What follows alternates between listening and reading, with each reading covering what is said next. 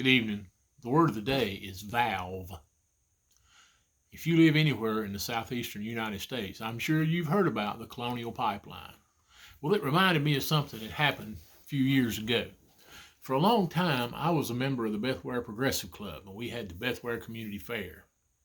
Part of that organization's responsibilities was to take care of this little building on the Beth-Ware Elementary School grounds.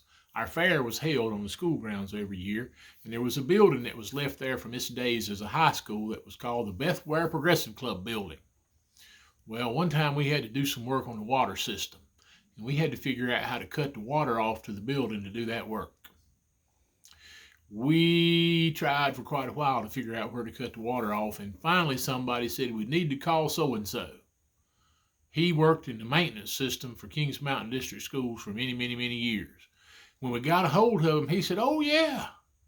Said, "Go up under that building, go all the way through the basement of it, go into the basement of the next building. The only way you can get in there is going through that other building. Go back in there all the way to the back and look on the left. There's a valve back there. Cut it off. It'll cut the water off to that building." Well, sure enough, that valve cut the water off to that building.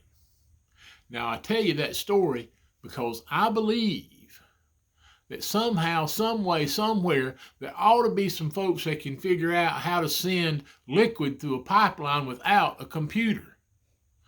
I know when I was just a child, there was a man who moved here from Texas because his family went to church with my family and working on the Colonial Pipeline. When I was just a child, they didn't have computers to run pipelines, and they still pump liquid through that pipe.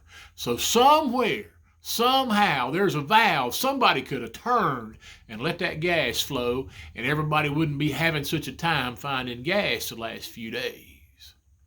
I think we need to go back to just having some valves and cutoffs and not be worried about so many computers. Computers don't need to control everything.